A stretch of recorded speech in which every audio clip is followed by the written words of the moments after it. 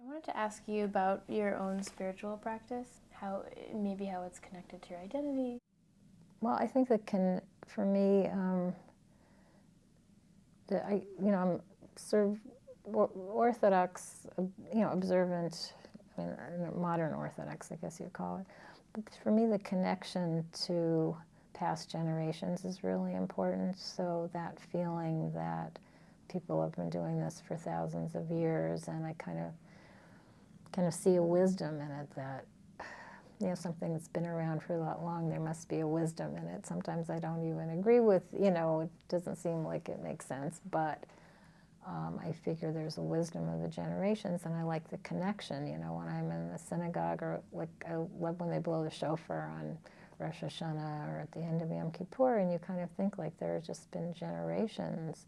thousands of years of Jews who have been standing around and listening to the same sound, the shofar, or other observance. I really like that feeling of connection to the generations, that you're part of, something